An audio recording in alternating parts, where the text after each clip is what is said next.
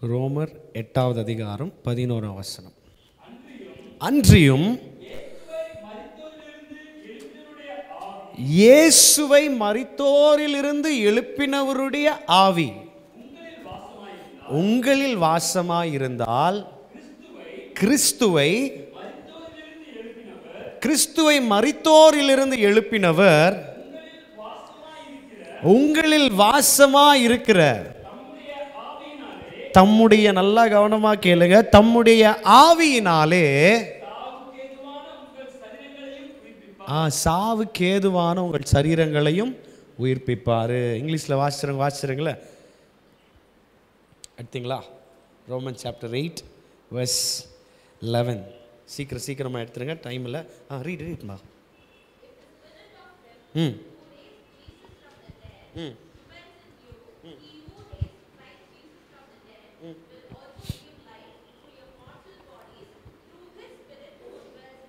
Through His Spirit who dwells in you. இந்த வசனத்தில் அப்படியே கையை வச்சுட்டு எசேக்கியேல் 36வது அதிகாரம் 26வது 27வது வசனத்தை வாசிங்க. எசேக்கியேல் chapter 36 verse 26 and 27. எசேக்கியேல் 36வது அதிகாரம் 26 27.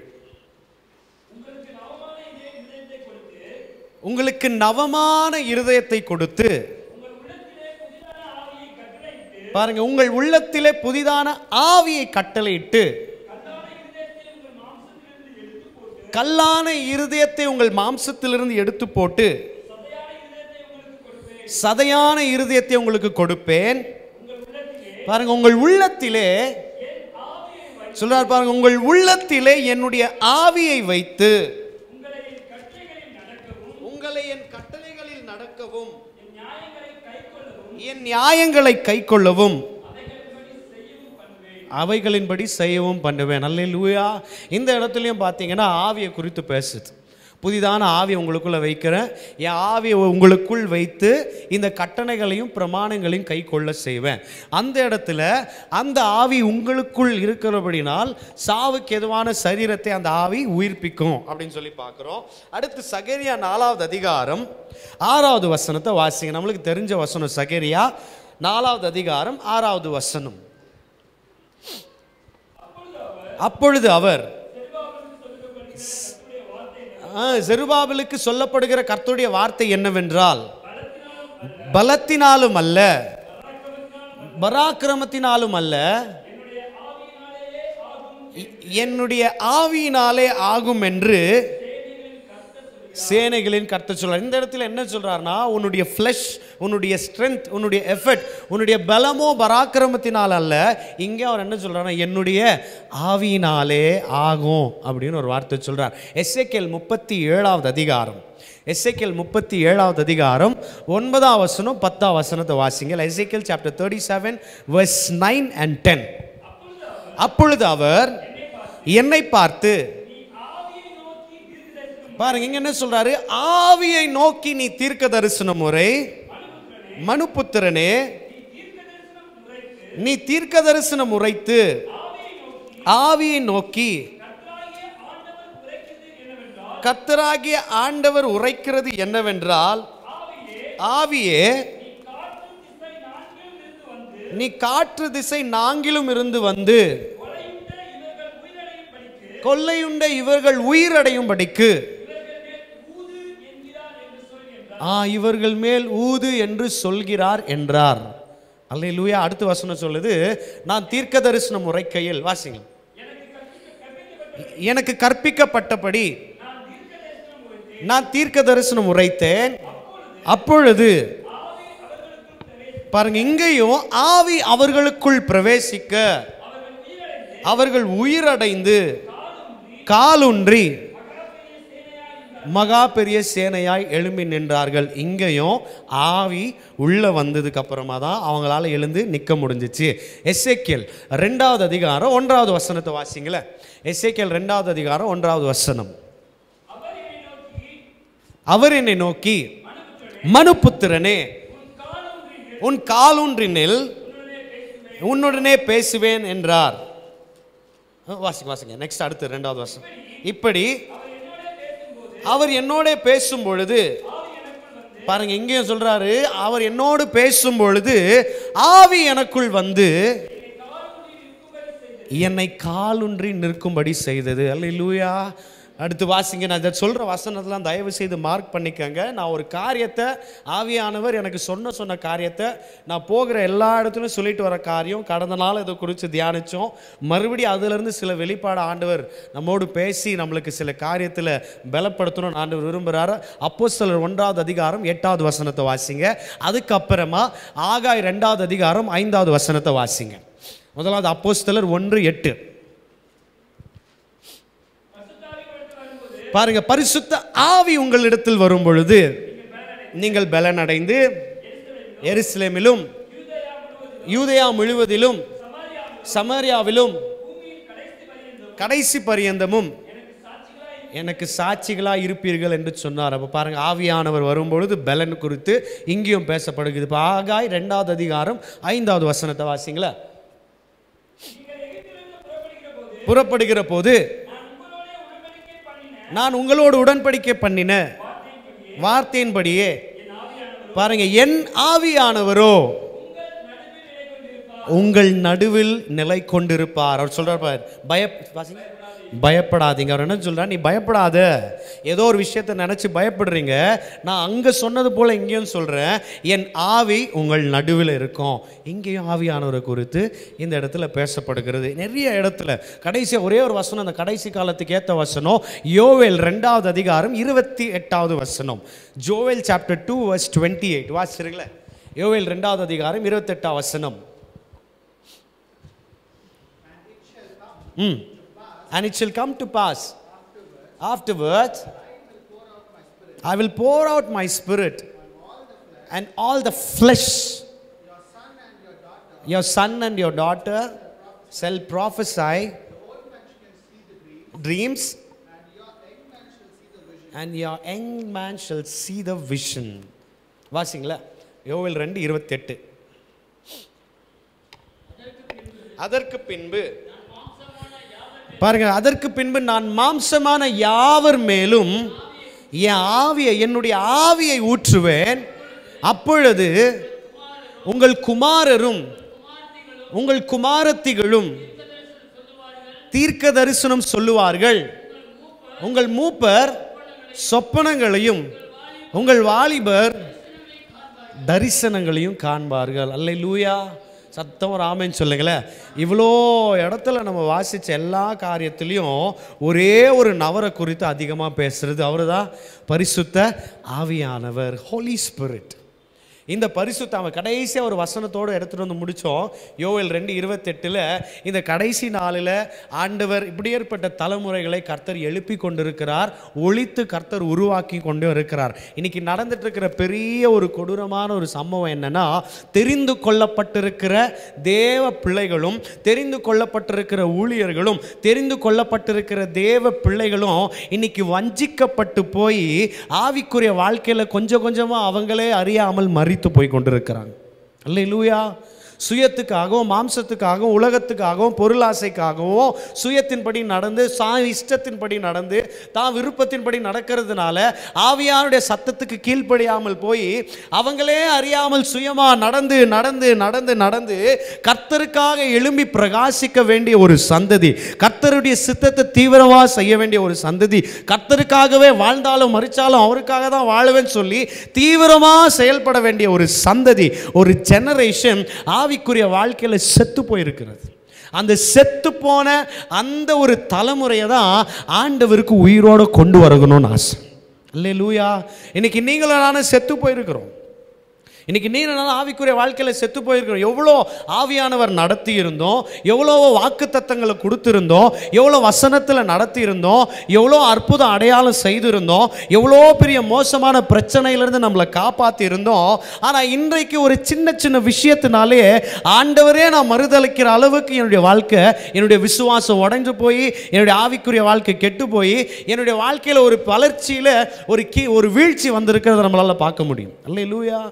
இன்னைக்கு ஆண்டவர் இருக்கிறாரா இல்லையான்ற அளவுக்கு வெளியில் இல்லை, சபைக்குள்ளே இருக்கிறவங்களே கொஞ்ச நாள் எனக்கு ஆண்டவர் மேலே டவுட் வந்துடுச்சு.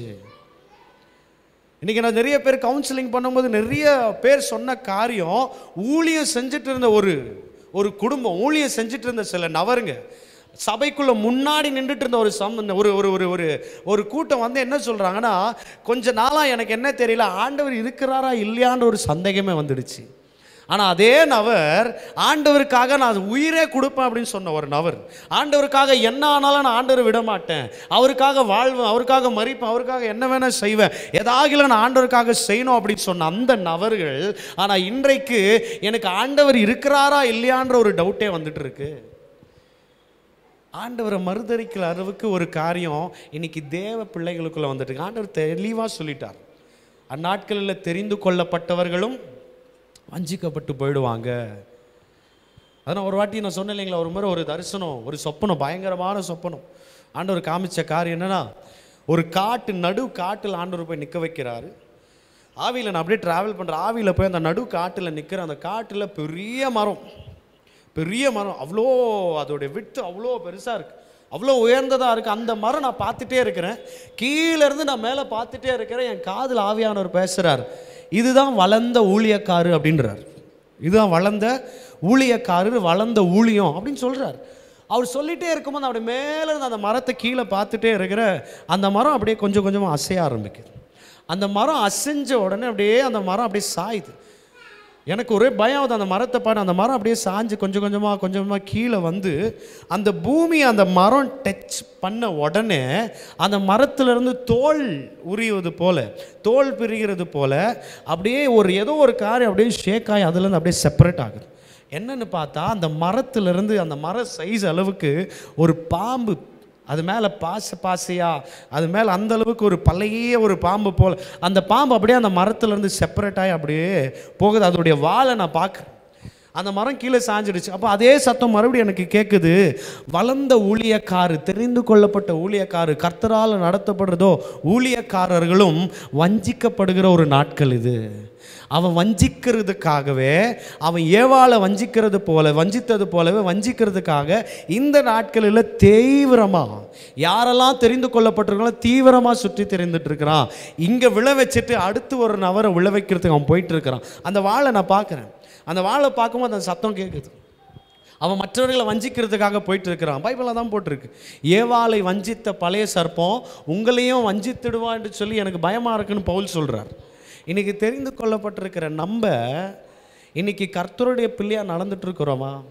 ஆவியானவரால் நடத்தப்படுறோமா? இல்லை ஏன் சுயம், ஏன் மாம்சம், இல்லை மனுஷங்க, இதன் பிரகாரம் தான் நீயும் நானும் போயிட்டுருக்குறோம். ஒரு டிசிஷன் எடுக்கிறோம், ஆவியானவர் என்னை நடத்துகிறாரா? ஒரு இடத்துக்கு போகிறோம், ஆவியானவர் என்னை நடத்துகிறாரா? என்னுடைய சிச்சுவேஷனை பார்க்குறேன், என்னுடைய சூழ்நிலையை பார்க்குறேன், என் வீட்டோட சூழ்நிலையை பார்க்குறேன், வருமானத்தை பார்க்குறேன். இதெல்லாம் பார்த்துட்டு நான் என்ன சொல்கிறேன்னா, இப்படி நான் ஒரு அது சுயமாக கரெக்டாக எனக்கு தெரியல, இப்படி ஒரு முடிவு எடுத்தால் தான் என் பிரச்சனைக்கு ஒரு தீர்வு வரும்னு சொல்லி நம்ம செய்கிறோம். ஆனால் ஆண்டவரால் முடியாதது ஒன்றுமே இல்லை, அவரிடத்துல கேட்டு செய்தால் என் பிரச்சனை மாறுன்ற நம்பிக்கை அப்படியே போயிடுச்சு. அல்லேலூயா.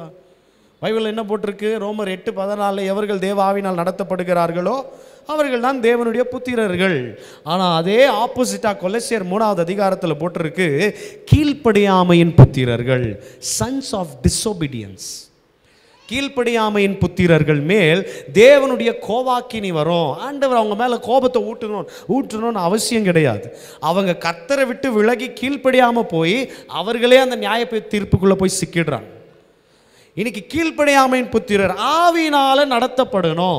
இன்றைக்கு தேவனால் தெரிந்து கொள்ளப்பட்டிருக்கிற நீங்களும் நானும் ஆவியானவரால் நடத்தப்படாமல், ஆவியில் நடக்காமல், மாம்சத்தில் நடந்து, சுயத்தில் நடந்து, பெருமையில் நடந்து, மேட்டுமையில் நடந்து, என் பேருக்கும் புகழுக்கும் நடந்து நடந்து நடந்து என்னே அறியாம என்னுடைய ஆவிக்குரிய வாழ்க்கையில், அந்த என்னுடைய உள்ளான ஜீவியத்தில் நான் கொஞ்சம் கொஞ்சமாக செத்து போயிட்டு இருக்கிறேன்றது யோசிக்காம நீங்களும் நானும் இருக்கிறோம். அல்லேலூயா. இன்னைக்கு ஏன் இந்த காரியத்தை இவ்வளோ வசனத்தை சொன்னதுன்னா, ஆவியானுடைய பெரிய டிசையர், ஆவியானுடைய பெரிய ஆசை, பிதாவுடைய பெரிய ஆசை இந்த கடைசி நாளில் அவருடைய டிசையர் மாத்திரம் கிடையாது, அவர் தீவிரமாய் செய்ய நினைக்கிற ஒரு காரியம் என்னன்னா, செத்து போயிருக்கிற தெரிந்து கொள்ளப்பட்டிருக்கிற அவருடைய தாசர்களும் ஊழியக்காரர்களையும் அவருடைய பிள்ளைகளை அவருடைய சுவாசத்தை அனுப்பி மறுபடியும் உயிரோடு எழுப்பணும்னு ஆசைப்படுறார். அல்லேலூயா. ஆனால் நீங்களும் நானும் விட்டு கொடுக்கணும். கடந்த நாள் ஒரு ஸ்டோரியை பார்த்தோம். எலிசாவின் காலத்தில் 2 ராஜாக்கள் 4வது அதிகாரம் அதில் 32 வாசிங்களேன். 2 ராஜாக்கள் 4வது அதிகாரம் 32வது வசனத்திலிருந்து, எலிசா வீட்டுக்குள் வந்த பொழுது அந்த பிள்ளை அவன் கட்டிலின் மேல் செத்து கிடந்தான். இது போய் கதவை பூட்டி கர்த்தரை நோக்கி வேண்டுதல் செய்து தன் வாயை பிள்ளையின் வாயின் மேலும் தன் கண்களை அவன் கண்களின் மேலும் தன் உள்ளங்கைகள் அவருடைய உள்ளங்கைகளின் மேல் படும்படியாக அவன் மேல் கம்ப்ளீட்டா குப்புற படுத்து கொண்டான். அப்பொழுது பிள்ளையுடைய உடல் அனல் கொண்டது. அவன் எழுந்து அறை வீட்டில் இங்கும் அங்கும் உலாவி திரும்ப கிட்டே போய் அந்த பிள்ளை மேல மறுபடியும் குப்புற படுத்தான். அப்பொழுது அந்த பிள்ளை 7 தரம் தும்பி தன் கண்களை திறந்தான். அல்லேலூயா. நான் மறுபடியும் அந்த காரியத்தை, கடந்த நாள் பேசின காரியத்தை மறுபடியும் நான் உங்களுக்கு ரிமைண்ட் பண்ணுறேன். எலிசா என்பது பரிசுத்த ஆவியானவருக்கு ஒரு அடையாளம். எலிசா ஒரு ஸ்பிரிட் ஆஃப் காடுக்கு ஒரு ஷேடோவாக, ஒரு எக்ஸாம்பிளாக, ஒரு என்ன சொல்கிறது, அடையாளமாக இருக்கிறார். ஏன்னா அவருக்கு முன்னே இருந்ததான எலியா மேலே தங்கியிருந்த அந்த ஆவி, அந்த அபிஷேகத்தான் இவர் மேலே ரெட்டிப்பாக அவர் மேலே தங்கியிருக்கு.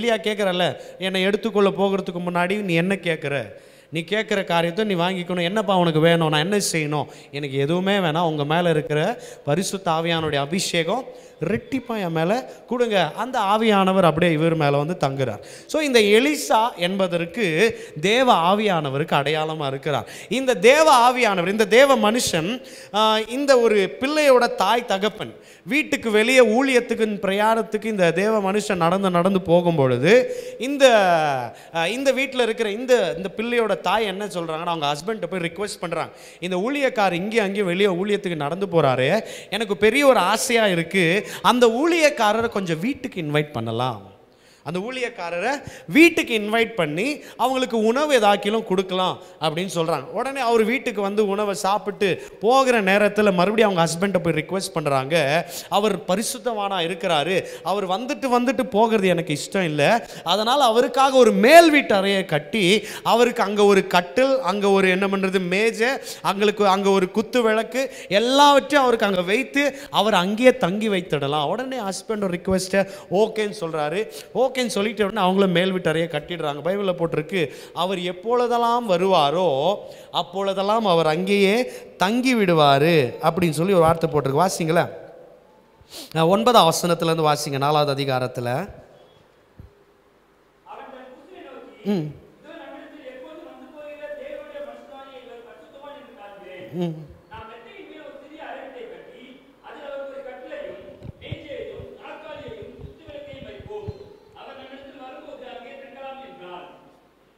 அடுத்து வாசிங்க.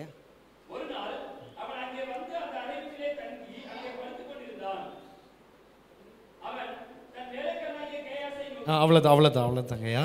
பாருங்க, இதில் என்ன போட்டிருக்கு, அவர் வரும்போதெல்லாம் எங்கே தங்கி விடுவாரா, அங்கேயே தங்கி விட. நல்லா புரிந்து கொள்ளுங்க, பரிசுத்த ஆவியானவருக்கு ஒரு அடையாளமாக இருக்கிறார் இந்த எலிசா அப்படின்னு சொன்ன. அவர் வெளியே போயிட்டு வருகிறத பார்த்து இவங்க வீட்டுக்கு முதலாவது இன்வைட் பண்ணலான்னு நினைக்கிறாங்க.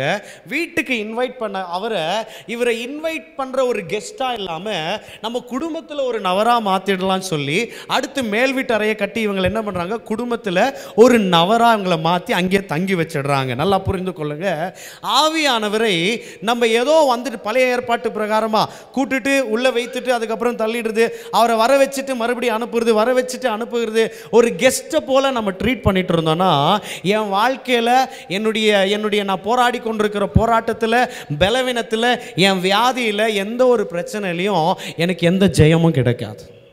அல்லேலூயா. ஆவியானவரை கெஸ்ட் மாதிரி ட்ரீட் பண்ணனா எனக்கு எப்படின்னா, அந்த டைமிங்க்கு மாத்திர சபைக்கு வருவேன், துதிப்பேன், அந்நிய பாஷை பேசுவேன், போயிடுவேன். நான் போராட்டிக்கிற இச்சையிலையோ இல்லை பொருளாசையிலையோ உலகத்தின் ஆசையிலையோ எதுலையும் எனக்கு ஜெயம் வராது. சபைக்கு வர அந்த 3 மணி நேரமும் 2 மணி நேரம் அங்கேயே துதிச்சுட்டு அப்படியே போயிடுவேன். இது எது திரும்ப அடையாளம்? அவரை கெஸ்ட்டு மாதிரி கூப்பிடுறேன், வாங்கப்பா சர்ச்சில் நான் வந்து ஆராதிக்கிறேன், நான் அந்நிய பாஷை பேசுகிறேன், நான் துதிக்கிறேன் அப்படின்னு சொல்லி அந்நிய பாஷை பேசிட்டோ இல்லை கீழே விழுந்தோ அந்த அபிஷேகத்தில் நிறைந்தோ கீழே விழுந்து பேரன்னு என்ன பண்ணுவோம், எல்லாம் முடிச்சிட்ட உடனே ஆமேன் போட்டு வீட்டுக்கு போயிடுவோம். மறுபடி எந்த போராட்டம் நம்மளை போராடிட்டு இருந்தோமோ அந்த போராட்டம் மறுபடி வெளியில் போனாலும் ஆரம்பிச்சிடும். ஆனால் அவரே உள்ள உறவாக நம்ம வைத்து கொண்டிருப்போம்னா வெளியில் போனாலும் அந்த ஆவியானவர் உள்ள தக்க வைத்து கொண்டு ஜெயிக்கிறவர்களாக நீங்களும் நான் நடப்போம். அல்லேலூயா.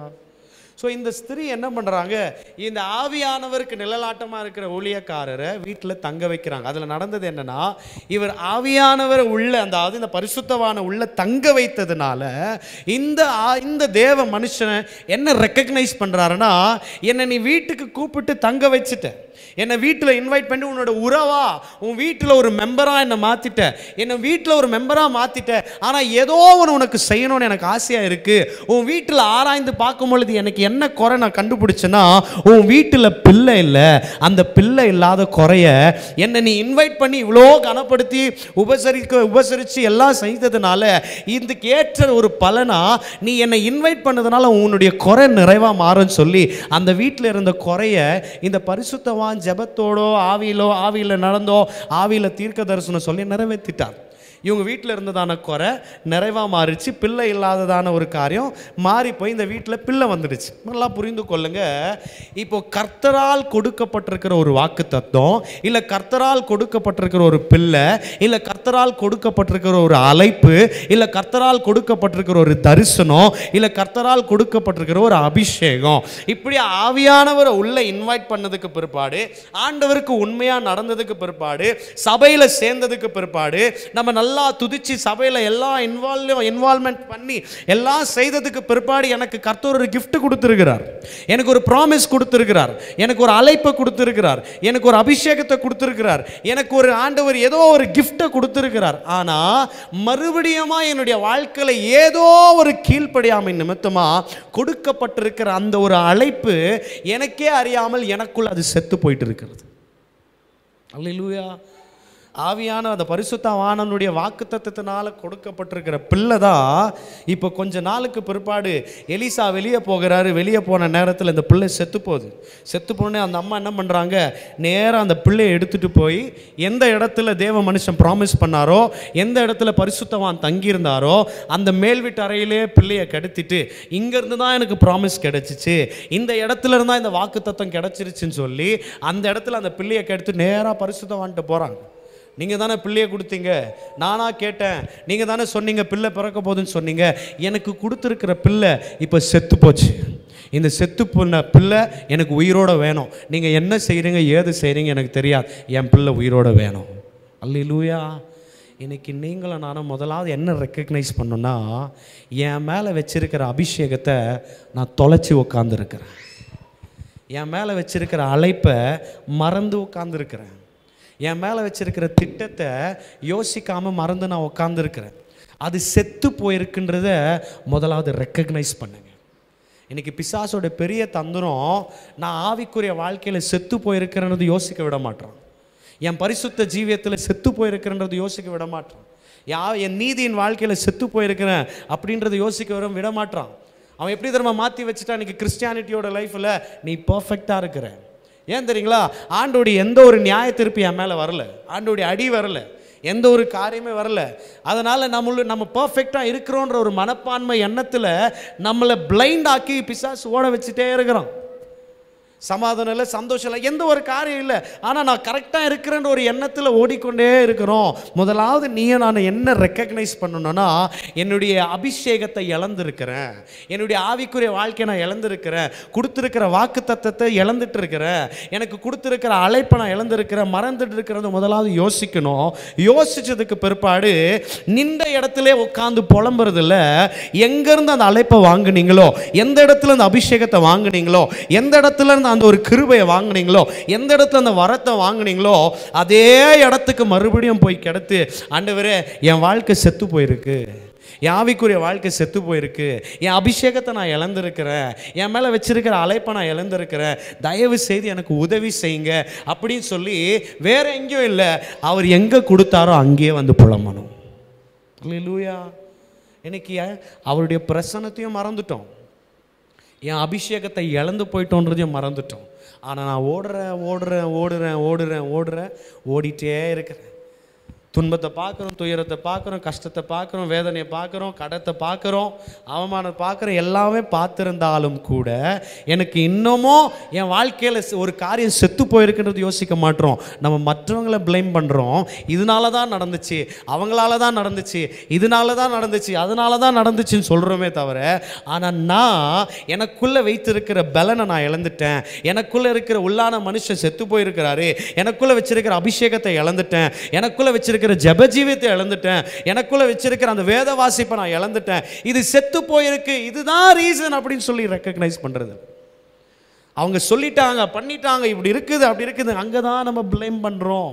இந்த ஸ்திரீ என்ன கண்டுபிடிச்சாங்க, அவரால் கொடுக்கப்பட்டிருக்கிற பிள்ளை செத்து போச்சு, எங்கேருந்து வந்துச்சோ அதே இடத்துல செத்து போனதே எடுத்துட்டு போய் நான் அவர்கிட்ட கொடுக்குறேன், எனக்கு மறுபடியும் அந்த உயிரோட கொடுங்க, எனக்கு மறுபடியும் அதை உயிர்ப்பித்து கொடுங்க. கிடத்திட்டு நேராக பரிசுத்தவான்கிட்ட போய் கம்ப்ளைண்ட் பண்ணுறாங்க. கம்ப்ளைண்ட் பண்ணி அந்த பரிசுத்தவான நேராக வீட்டுக்கு வர, அதை தான் வாசிச்ச இப்போ 32 அவர் உள்ளே வந்த உடனே அந்த பிள்ளை செத்திருக்கிறதை அவர் கண்டார், மரித்திருக்கிறதை கண்டார். கண்ட உடனே நேராக அந்த கதவை பூட்டி வேங்கையில் மேல் வீட்டறை.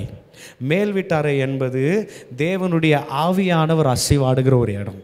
மேல் வீட்டு அறை என்பது கர்த்தருடைய சமூகத்திற்கு ஒரு அடையாளமாக இருக்குது. அந்த இடத்துல என்ன பண்ணுறாரு, அந்த செத்த ஒரு விஷன் அந்த அம்மா கிடத்திட்டாங்க, செத்த ஒரு தரிசனத்தை அங்கே கிடத்திட்டாங்க, செத்த ஒரு ஆவிக்குரிய வாழ்க்கை அங்கே கிடத்திட்டாங்க.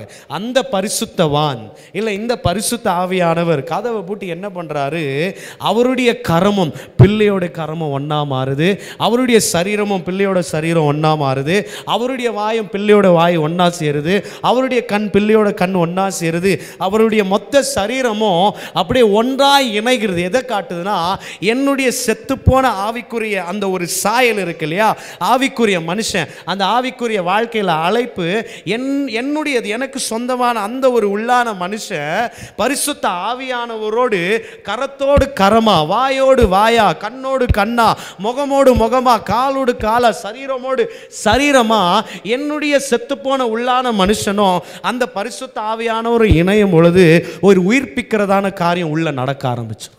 அல்லேலூயா. நடந்த சம்பவம் என்னன்னா, இவர் போய் மேலே படுத்துடுறார். படுத்த உடனே அவருடைய வாய் பிள்ளையோட வாய் எல்லாம் இணைந்து அப்படியே இருக்குது. இவருடைய வாய் அவருடைய வாய் ஒன்றா மாறுகிறது, அவருடைய கை இவருடைய கை ஒன்றா மாறுகிறது. பைபிளில் போட்டிருக்கு, இப்போ பிள்ளையுடைய உடல் அனலாய் மாறினது அப்படின்னு போட்டிருக்கு. வாசிங்களா அந்த வசனத்தை, அந்த பிள்ளையோட சரீரம் அனலா மாறுச்சு அப்படின்னு இருக்கு. வாசிங்களா எந்த வசனம், எத்தனாவது வசனம் ஐயா? 34 வாசிங்களா. பின் இவருடைய வாய் அவருடைய சரீரம் எல்லாம் வந்து இணைஞ்ச உடனே இந்த பிள்ளையோட உடல் அனல் கொண்டது. அல்லேலூயா. எல்லாம் புரிந்து கொள்ளுங்க, நானும் ஆவியானவரும் இப்போ நம்ம அந்நிய பாஷை பேசுகிறோம் தெரியுங்களா, அவர் மேலே அவர் என் மேலே இறங்கி வந்து இல்லை துதிக்க ஆரம்பிக்கிறோம், நம்ம அப்படியே ப்ரைஸ் பண்ண ஆரம்பிக்கிறோம். இப்போ அந்நிய பாஷை பேச ஆரம்பிக்கிறோம். பைபிளில் போட்டிருக்கு, அந்நிய பாஷை பேசும் பொழுது பக்தி விருத்திக்கு ஏதுவான ஒரு காரியம் அப்படின்னு சொல்லப்பட்டிருக்கு. இது என்ன அர்த்தம்னா, இப்போ கொஞ்சம் கொஞ்சமாக என்னுடைய சரீரம் அப்படியே அனலாக மாற ஆரம்பிக்குது, இப்போ கொஞ்சம் கொஞ்சமாக அப்படியே உயிரோடு வெளியே வர ஆரம்பிக்குது. செத்து போயிடுச்சு நினச்சிட்டோம், உயிரோடு வராதுன்னு நினச்சிட்டோம், அந்த பிள்ளை உயிருக்கு வராது, அவ்வளோதான் முடிஞ்சிருச்சு. ஆனால் ஆண்டோடைய சமூகத்தில் கிடத்திட்டாங்க. இப்போ அந்த பிள்ளையோட சரீரம் உடல் கொஞ்சம் கொஞ்சமாக அனலாக மாற ஆரம்பிக்குது. அனலாக மாறுறதுக்கு அடையாளம் என்னன்னா, இன்னும் கொஞ்ச நேரத்தில் இந்த செத்த உடல் உயிரோட வரப்போகுதுன்னு அர்த்தம். அல்லேலூயா. இப்போ செத்த இந்த ஒரு சரீரம், இந்த செத்த காரியம் உயிரோட வரப்போகுதுன்னு அர்த்தம். ஏன் அப்படின்னா, பரிசுத்தவானுடைய சரீரமும் செத்த சரீரமும் ஒன்றா இணையுது. இப்படியா சொல்லலாம், என்னுடைய செத்துப்போன வாழ்க்கையும் பரிசுத்த ஜீவனுள்ள பரிசுத்த ஆவியானவரும் என் கையோடு கையா, வாயோடு வாயா, சரீரமோடு சரீரமா, சிந்தையோடு சிந்தை, ஏன் ஆவி அவர் ஆவி இணையப்படும் பொழுது இப்போ அப்படியே கொஞ்சம் கொஞ்சமாக ஆவிக்குரிய காரியங்கள் உள்ள நடந்து அனலாக மாற ஆரம்பிக்குது. அடுத்து நடந்த சம்பவம் என்னன்னா, அவர் எழுந்திருந்து அவர் அந்த அறைக்குள்ள இங்கும் அங்கும் உலாவி கொண்டிருந்தார். வாசிங்களே, அவன் எழுந்து அந்த அறை வீட்டுக்குள்ள இங்கும் அங்கும் உலாவி நடந்துட்டு இருக்கிறாராம். இப்ப நல்லா கவனமா கேளுங்க. நடமாடுதல் என்பது எப்படின்னா ஒரு சந்தோஷத்துக்கு அடையாளமா இருக்கு. ஆதியாகமம் 1வது அதிகாரம் 2வது வசனத்துல பூமி இருளா இருந்தது. வாசிங்கள், ஆதியாகமம் 1வது அதிகாரம் 2வது வசனம். ஆழத்தின் மேல் இருள் இருந்தது. மறுபடியும் அந்த வசனத்தை ஃபர்ஸ்ட்ல இருந்து வாசிங்களா. பூமியானது ஒழுங்கின்மை. ஃபர்ஸ்ட் பாயிண்ட், பூமியானது ஒழுங்கே இல்லை, ஒழுங்கின்மையும். 2வது வெறுமையுமா இருந்தது. 3வது இருள் இருந்தது. ஆனா தேவ ஆவியானவர் அசைவாடி கொண்டிருந்தார். அல்லேலூயா. நல்லா கவனமா கேளுங்க. நான் அடிக்கடி நான் எக்ஸாம்பிள் கொடுத்துருக்கிறேன். இப்போ அங்கே ஒரு பிள்ளை இங்கேயும் அங்கேயும் அசைவாடிட்டே இருக்கு. இப்போ என்னுடைய டாட்டரும் இங்கே வந்து அசைவாடிட்டே இருக்குது. அதாவது இங்கே எங்கேயும் போயிட்டே இருக்குது. அங்கே பிள்ளை போயிட்டுருக்குறாங்க, இந்த பிள்ளை போயிட்டுருக்குறாங்க. இங்கே இருக்கிற குழந்தைங்க இங்கே அங்கேயும் நடந்துகிட்ருக்கு. ஏன் அப்படின்னா அந்த குழந்தைங்க ஹாப்பியாக இருக்குன்னு அர்த்தம். அதே அந்த குழந்தை இப்போ வந்துட்டு திடீர்னு ஒரு சத்தம் போட்டோ, திடீர்னு ஒரு பயம் வந்துடுச்சுன்னா அதுக்கு துக்கம் வந்துடும். துக்கம் வந்தோன்னே என்ன பண்ண அந்த பிள்ளை, அவங்களே தாயோ இல்லை தகப்பனோ எங்கே இருக்கிறாங்களோ அங்கே போய் உட்காந்துக்கும். பரிசுத்த ஆவியானவரும் இந்த பிள்ளைக்கு சமமானவர் தான். அவர் ஒரு ஜென்டலானவர், அவர் பரிசுத்தமானவர். எந்த ஒரு கபடோ எந்த ஒரு கசப்போ அப்படியேற்பட்டவர் அவர் ஜென்டலானவர். இந்த பரிசுத்த ஆவியானவர் இந்த பிள்ளை எப்படி சந்தோஷமாக இருக்கிறதுனால அசைவாடிட்டு இருக்கோ, பரிசுத்த ஆவியானவர் அசைவாடுகிறார் என்றால் அவர் சந்தோஷமாக இருக்கிறார் என்று அர்த்தம். ஏன் பரிசுத்த ஆவியானவர் சந்தோஷமாக இருக்கிறாருன்னா, நான் எங்கே அசைவாடுறேனோ எனக்கு அங்கே ஒரு பெரிய வேலை இருக்குன்னு அர்த்தம். அல்லேலூயா. ஏன் அப்படின்னா அவர் அசைவாடுகிற இடத்துலெல்லாம் குறைவுகள் நிறைவாக மாறும். அலங்கோலமாக இருந்தது, இருள் இருந்தது, ஆழம் இருந்தது, அது ஒழுங்கினமாக இருந்தது. ஆனால் அது மேலே இப்போ ஆவியானவர் வந்து அசைவாடுறார். அவர் அசைவாடின மாத்திரத்தில் அடுத்த வசனம் போட்டிருக்கு, வெளிச்சம் உண்டாக கடவதாக. உடனே லைட் வந்துடுச்சு. ஆவியானவர் அசைவாடும் பொழுது நான் எதையோ மாற்ற போகிறேன்றது அவருக்கு தெளிவாக தெரியும். ஆவியானவர் மேல் வீட்டு அறையில் அசைவாடினாரு, அவருக்கு தெளிவாக தெரியும் இந்த சீஷர்கள் எல்லாம் ஒரு பெரிய எழுப்புதலின் கருவியாக நான் மாற்ற போகிறேன்ற ஒரு சந்தோஷம். மேல் வீட்டு அறையில் அசைவாடுறார், ஜலத்தின் மேல் அசைவாடுறார். இங்கே எதையும் நான் மாற்ற போகிறேன் அப்படின்ற ஒரு சந்தோஷம். இந்த இடத்துல இப்போ பரிசுத்த ஆவான் அந்த ஒரு எலிஷா இப்போ நடமாடுகிறார், மேலும் கீழும் நடமாடுகிறார். பிள்ளை சரீரம் அனலாக மாறிடுச்சு, மாறிட்ட உடனே எழுந்திருந்து மேலும் கீழே நடக்கிறார். பரிசுத்த ஆவியானவர் நடக்கிறதுக்கு அடையாளம். இப்போ பரிசுத்த ஆவியானவர் நடக்கும்போது அடுத்து ஏதோ நடக்க போகுது. இந்த தேவ மனுஷன் நடந்துட்டு இப்போ மறுபடியும் போகிறார். மறுபடியும் போய் அந்த பிள்ளையின் மேலே படுத்த உடனே அந்த பிள்ளை 7 தரம் தும்பி, அந்த 7 தரம் தும்பி அந்த பிள்ளை கண் விளைச்சிச்சு அப்படின்னு சொல்லி பார்க்குறோம். இந்த ஸ்னீசிங் கடந்த நாள் சொல்ல, இந்த தும்பல், இந்த ஸ்னீசிங் என்னன்னா நமக்குள்ளே இருக்கிறதான கெட்ட ஒரு காற்று, ஒரு கெட்ட ஆக்சிஜன் என் லங்ஸுக்குள்ளே அடைச்சிருக்கிறதான ஒரு கெட்ட காற்றை வெளியேற்றுகிறது தான் ஸ்னீசிங், தும்பல். அதை பற்றி நான் செக் பண்ணி பார்க்கும்போது, ரிசர்ச் பண்ணி பார்க்கும்போது அந்த ஸ்னீசிங்கை குறித்து என்ன இருக்குன்னா, என் லங்ஸிலேருந்து ப்ரெஷராக வெளியேற்றுகிறது தான் இந்த ஸ்னீசிங்கா, இந்த தும்பல். நம்ம தும்பும் பொழுது ஏன் ஒரு கர்ச்சிப்பை வச்சுக்கோ இல்லை கையை வச்சுக்கோ, தும்பல் வரும்போது நீ அப்படியே ஃப்ரீயாக தும்பாத. ஏன்னா அது வெளியில் வந்துட்டு அப்படியே ஸ்ப்ரெட் ஆகும், அந்த காற்று வெளியேற்றும், அந்த காற்று வெளியே வரும், அது அப்படியே வெளியே ரிலீஸ் ஆகும். அப்போ உள்ளேருந்து ஏதோ ஒன்று வெளியில் ரிலீஸ் ஆகுது, அது தும்பலுக்காக தான். 2வது என்ன பண்ணோமா, இந்த தும்பல், இந்த ஒரு ஸ்னீசிங் வரும்பொழுது என்ன நடக்கும்னா, என்னுடைய லங்ஸுக்கும் என் லங்ஸில் ஆக்டிவேட் ஆகி லங்ஸிலிருந்து என்னுடைய சிந்தைக்கு போகுமா, அதாவது என்னுடைய மூளைக்கு போய் என் மூளையிலிருந்து ஆக்டிவேட் ஆகி அந்த மூளையிலேருந்து என்ன பண்ணுமா, என்னுடைய கண்ணை மூடுறதுக்கோ என்னுடைய வாயை திறந்து தும்புகிறதுக்கும் என் மூளையிலேருந்து ஒரு மெசேஜ் அனுப்புமா. என்னுடைய லங்ஸில் அந்த கெட்ட காற்று இருக்கிறத ரெக்கக்னைஸ் பண்ணி என் லங்ஸ்லேருந்து ப்ரெஷர் வெளியேற ஆரம்பிக்கும் பொழுது இந்த லங்ஸுக்குரிய காரியம் என் பிரெயின் அறிஞ்சுக்குமா.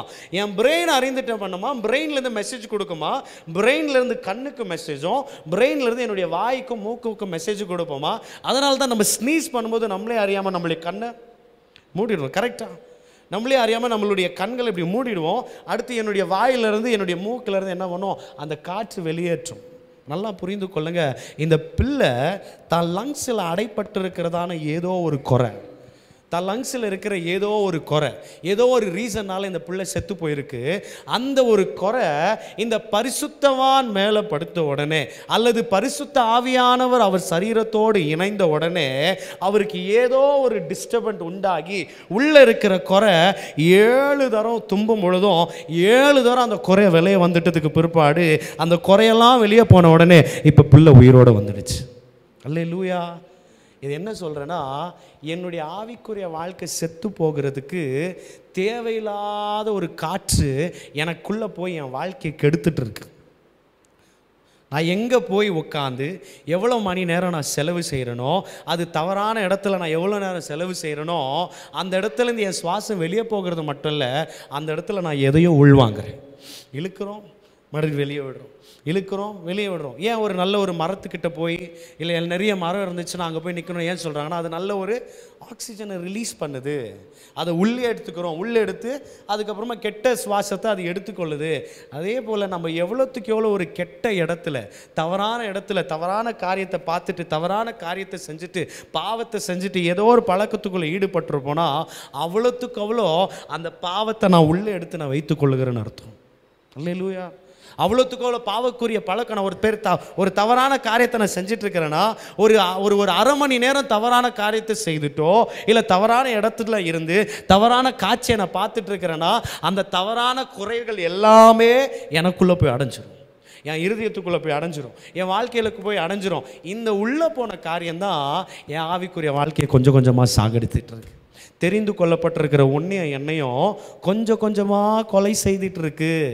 இதை அறிந்த பரிசுத்த ஆவியானவர் தான் இன்னைக்கு உன்னோட என் கூட பேசிட்டு என்ன பண்ணணும்னு ஆசைப்படுறாருன்னா, உன் சரீரத்தோடு நான் சேரணும்னு ஆசைப்படுறேன், உன் வாழ்க்கையோடு நான் சேரணும்னு ஆசைப்படுறேன், உன் கண்ணோடு நான் சேரணும்னு ஆசைப்படுறேன், உன்னுடைய உதடோடு நான் சேரணும்னு ஆசைப்படுறேன், உன் வாழ்க்கையோடு நான் இணையணும்னு ஆசைப்படுறேன். அப்படி அவர் என்ன நினையும் போது என்ன நடக்கும் தெரியுங்களா? அதான் பைபிளில் போட்டிருக்குது, நிறைவானவர் வரும் பொழுது குறைவானதெல்லாம் ஒளிந்து போயிடும். நிறைவானவர் உள்ள வரும்போது குறையெல்லாம் வெளியேற்றப்பட்டுடும்.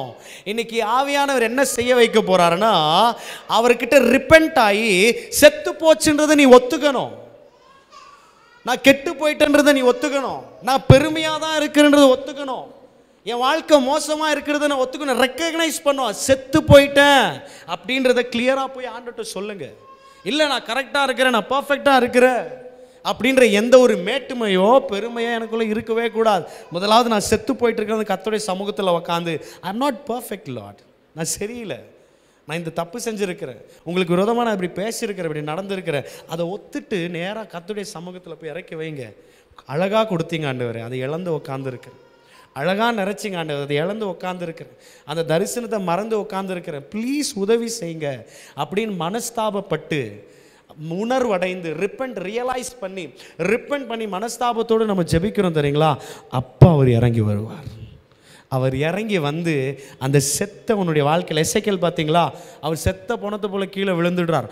அவர் பேசின உடனே என்னையே அறியாமல் ஆவி எனக்குள் புகுந்து, அந்த ஆவி தான் என்னை நிற்க வச்சுச்சு.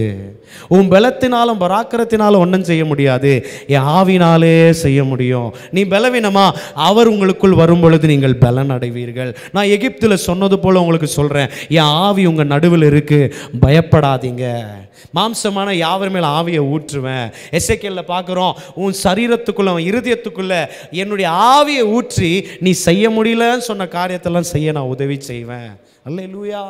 இப்போ நீங்கள் ஒத்துக்கணும், முதலாவது என்னால் முடியல, நான் செத்து போயிருக்கேன், இது இழந்து போயிருக்கிறேன், என்னை மன்னிச்சிருங்க அப்படின்னு லிட்ரலாக ஆண்டோடைய சமூகத்தில் போய் கதறணும். அந்த அம்மா கதறாங்க, நீங்கள் கொடுத்தீங்க, நீங்கள் தானே சொன்னீங்க, நானா கேட்டேன், பிள்ளை கொடுக்குது அப்படி நீங்கள், பிள்ளை ஆண்டவர் கொடுக்குறாரு நீங்கள் தானே சொன்னீங்க, அதை நான் அக்செப்ட் பண்ணிக்கிறேன் தானே. இப்போ நீங்கள் என் பிள்ளை செத்து போச்சு, எந்த குறையும், என் பிள்ளை செத்து போச்சு, எப்படி செத்துச்சோ, ஆனால் என் பிள்ளை உயிரோட வேணும், எனக்கு என் பிள்ளை உயிரோட வேணும். நீங்கள் என்ன பண்ணுறீங்க ஏது பண்ணுறீங்க தெரியாது, ஆனால் மேல் வீட்டு அறையில் கதவை பூட்டி உள்ளே என்னென்னமோ நடந்துச்சு, ஆனால் மேல் வீட்டு அறையில் பிள்ளை உயிரோடு வந்துச்சு.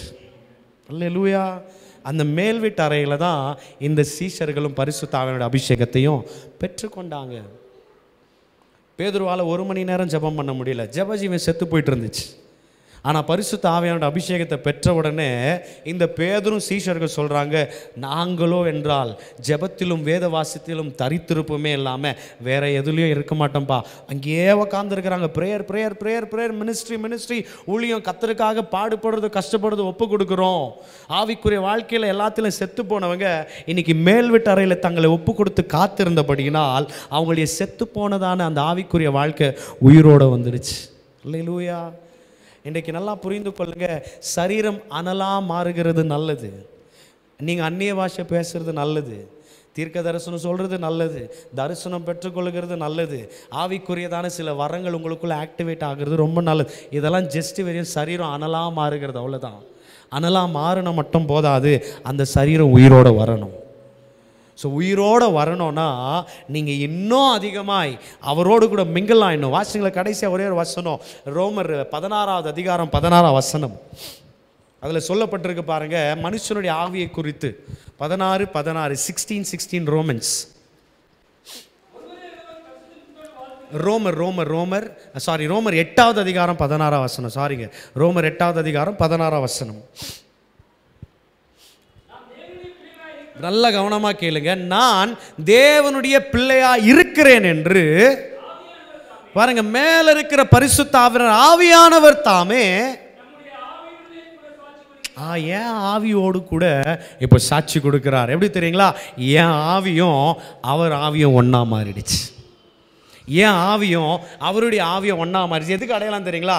அந்த ஆவியானவர் என் ஆவியோடு சேர்ந்துட்டாருன்னா அவருடைய முகம் என் முகமாக மாறிடும், அவருடைய கண்கள் என் கண்ணாக மாறிடும், அவருடைய பார்வை என் பார்வையாக மாறிடும், அவர் என்ன விரும்புகிறாரோ அதுவாக, அவருடைய சாயல் கம்ப்ளீட்டாக என்னை பார்க்குறவங்க இயேசுவை பார்க்க ஆரம்பிச்சிருவாங்க. ஆனால் ஆவி இணையில் மேலோட்டமாக நான் நிரம்புகிறதும் துதிக்கிறதும் பேசுகிறதும் அந்நிய பாஷை பேசுகிறதும் இதை மாத்திரம் திருப்தி அடைஞ்சிட்டு நம்ம போயிடுறோம். அது இல்லை. இதெல்லாம் எதுக்கு தெரியுமா? இதை வெளியில் இருக்கிறத சாகடித்து உள்ளே இருக்கிறத உயிரோடு ஆக்கி இந்த ஆவியை அந்த ஆவியை ஒன்றாகிறதுக்காகத்தான். அல்லேலூயா. அதனால் அந்நிய பாஷை பேசுறதுனால மாத்திரம் திருப்தி ஆகிடாதீங்க, வரங்கள் ஆக்டிவேட் ஆகிறதுனால திருப்தி ஆகிடாதீங்க. என் ஆவி அவர் ஆவி ஒன்றா மாறி இருக்கான்னு மட்டும் யோசிங்க. உன் ஆவி அவருடைய ஆவியோடு இணைஞ்சிருக்கு என்பதற்கு அடையாளம் என்ன தெரியுமா? உங்களுக்கு ஒரு புள்ளி அளவு கூட உலக ஆசை இருக்காது. பவுல் சொல்றாருல, இதோ கிறிஸ்துவனுடையவர்கள் அதன் ஆசை இச்சைகளும் சிலுவையில் அறைந்துட்டாங்க, இனி பிழைத்திருக்கிறது நான் அல்ல, எனக்குள்ள கிறிஸ்துவே பிழைச்சிருக்கிறாரு, அவர் அறிகிற அறிவின் மேன்மைக்காக நான் எல்லாவற்றையும் குப்பை என்று கருதுகிறேன். அவர் மறுபடியும் ரோமர் எல்லாம் அழகா சொல்றாரு, மரணமோ ஆனாலும் பட்டயமே ஆனாலும் தேவதூதன் ஆனாலும் நிர்வாணம் ஆனாலும் பசி ஆனாலும் பட்டினி ஆனாலும் கிறிஸ்துவின் அன்பை விட்டு என்னை பிரிக்கவே முடியாது. என்ன சொல்கிறாருன்னா, எல்லாத்தையும் தூக்கி போட்டுட்டேன்ப்பா, என் ஆவி அவர் ஆவியோடு இணைஞ்சிடுச்சு, நானும் அவரு ஒன்று, இதுக்கு மேலே எதுவுமே என்னை டெம்ப்ட் பண்ண முடியாது, கீழே விளைவிக்க முடியாது. அவர் பாருங்கள், கடைசி வரைக்கும் ஆவியானவரோடு இணைந்து ஓட்டத்தை சூப்பராக முடிச்சுட்டு போயிட்டார். இன்றைக்கி அப்படியே ஒன்றே என்னை கர்த்தர் மாற்ற போகிறார். செத்து போனவனுடைய வாழ்க்கை இன்றைக்கி ஆண்டுட்டு ஒப்பு கொடுங்க. எந்த இடத்துல இருக்கிற ஆண்டுட்டு ஒப்பு கொடுங்க. என்னுடைய அழைப்பை நான் இழந்துட்டேன், யாவிக்குரிய வாழ்க்கை செத்து போச்சு ஆண்டவரே, ஒத்துக்கோங்க, அப்படியே ரிப்பெண்ட் ஆகி ஒத்துக்கோங்க. ஆமாம் முடியல, எலேயகுமார் அவ்வளோ மோசமான காரியத்தை செஞ்சாலும் பிதா விட்டு போயிட்டாலும் பைபிளில் போட்டிருக்கு ஹி ரியலைஸ்ட் அப்படின்னு போட்டிருக்கு, இங்கிலீஷில் போட்டிருக்கு, அவர் உணர்வடைந்து புத்தி தெளிந்து பிதா கிட்ட போகிறேன் அப்படின்னு அவர் ரியலைஸ் பண்ணார். தெரியுங்களா? ஐயோ, என் அப்பாவோட உறவை இழந்துட்டேன், எங்கள் அப்பா கூட இருந்த பாசத்தை இழந்துட்டேன். அவங்க அப்பாவும் என்ன தெரியுமா சொல்றாருங்க, ஒரு நாள் செத்து போச்சு என் புள்ள, இப்போ என் புள்ள உயிரோட வந்திருக்கு, ஒரு நாள் என் புள்ள காணாம போயிடுச்சு, இன்னைக்கு என் பிள்ளைய நான் மறுபடியும் கண்டுபிடிச்சிட்டேன். அல்லேலூயா. செத்து போனவனுடைய வாழ்க்கையை அவர் உயிரோடு கொண்டு வரணும். இதை தான் ரோமரில் வாசிக்கிறோம். உங்களுக்குள் கிறிஸ்துவை மரித்தோரிலிருந்து எழுப்பினவருடைய ஆவி உங்களுக்குள்ள இருந்தாருன்னா சாவுக்கு ஏதுவான இப்போ செத்து போயிருக்கிறோம் அழைப்பை உயிர்ப்பிப்பார். கிறிஸ்துவை மரித்தோரிலிருந்து எழுப்பினருடைய ஆவி உனக்குள்ளே இப்போ இருப்பாருன்னா, நீ அவரை வாஞ்சித்து விருப்பப்பட்டு நீ துதிச்சு அந்நிய பாஷை பேசி உனக்குள்ளே இருக்கிறத நீ எல்லாத்தையும் ஒத்துக்கிட்டு நீ ஒப்பு கொடுப்பேனா, உனக்குள்ளே செத்து போயிருக்கிற எந்த காரியமாக இருந்தாலும் அதை அவரால் உயிரோடு கொண்டு வர முடியும். ரிப்பெண்டட் கிரை இஸ் வெரி வெரி இம்பார்ட்டன்ட். நான் செத்து போயிருக்கிறத ஒத்துக்கங்க, நான் தப்பு செஞ்சுருக்கிறேன்றதை ஒத்துக்கங்க, என்கிட்ட பெருமை இருக்குன்றது ஒத்துக்கங்க, என்கிட்ட மேட்டுமை இருக்குன்றது ஒத்துக்கங்க, அப்போ தான் அதை உயிரோடு கொண்டு வர முடியும். அல்லேலூயா. இன்னைக்கு அப்படி தான் அந்த பிள்ளை ஸ்னீஸ் பண்ணுது, 7 தரம் தும்புது. 7 தரம் தும்புறதுக்கு என்ன அடையாளம்? பரிபூர்ணமாக அந்த பிள்ளை சரியாயிடுச்சுன்னு அர்த்தம். பரிபூர்ணமாக எல்லா குறையும் வெளியே வந்துடுச்சுன்னு அர்த்தம். ஆண்டவர் எப்படி சுத்தமாக்க விரும்புகிறாருன்னா, கொஞ்சம் எடுத்துட்டு கொஞ்சம் உள்ளே விட்டுறது கிடையாது. அவர் கம்ப்ளீட்டாக அப்படியே உள்ளே இருக்கிறத வாரி வெளியில் போட்டு அவருடைய எல்லா ஆவிக்குரிய காரியங்களை உள்ளுக்குள்ளே ஸ்டோர் பண்ணணும்னு விரும்புவார். அல்லேலூயா. இன்னைக்கு நீங்கள் அந்த ஒரு பரிசுத்த ஆவியானுடைய கரத்திலும் அந்த தேவனுடைய சமூகத்திலையும் அந்த செத்த காரியத்தை இன்றைக்கி போய் கிடத்துருங்க. நீங்கள் கிடத்திட்டு நீங்கள் மட்டும்தான் அவரால் செய்ய முடியும். உங்கள் பலத்தை வச்சோ, உங்கள் பராக்கிரமத்தை வச்சோ, உங்கள் டேலண்ட்டை வச்சோ, உங்கள் பணத்தை வச்சோ, உங்கள் அழகை வச்சோ, உங்கள் வசதியை வச்சோ ஒன்றும் செய்ய முடியாது. மாம்சம் ஒன்றுக்கும் உதவாது, ஆவியே உயிர்ப்பிக்கிறதா இருக்குது. யோவான் 6:63 எழுதப்பட்டிருக்கு. Flesh profiteth nothing, but it is spirit that quickeneth. ஆவியே உயிர்ப்பிக்கிறது. இன்றைக்கி ஒரு வேளை செத்து போன என் அழைப்பு உயிர்ப்பிக்கப்படணும்னு நீங்கள் ஆசைப்பட்டீங்கன்னா, இருக்கிற இடத்துல அப்படியே எழுந்து நின்று உங்கள் கையை ஆண்டவருக்கு நேரம் ஒரு கையை உயர்த்தி ஒரு கையை உங்கள் இதயத்தில் வைத்து அப்படியே கண்ணை மூடி ஒரு 5 நிமிஷம் உங்களுக்கு கொடுக்குறேன். நீங்கள் அப்படியே ஆராய்ந்து பாருங்கள், எது வாழ்க்கையில் செத்து போயிருக்கு, வாழ்க்கையில் ஏன் அந்த பிரச்சனை வந்திருக்குன்றது கொஞ்சம் செக் பண்ணி பாருங்கள். ஆண்டட்ட ஒப்பு கொடுங்க. கண்களை மூடி ஆண்டட்ட ஒப்பு கொடுங்க. ஒப்பு கொடுங்கம்மா. அடுத்த 5 நிமிஷம் இது உங்களுடைய நேரம். வாய்களை திறந்து ஒப்பு கொடுங்க. Something that which is dead in your life, God wants to quicken it, restore it, bring back to life. But you need to recognize something is dead in your life. It might be the prayerful life. It might be the spiritual journey with Jesus, the spiritual walk. Something is dead in your life. ஏதோ ஒன்று செத்து போயிருக்கு. அதை நீ recognise பண்ணு.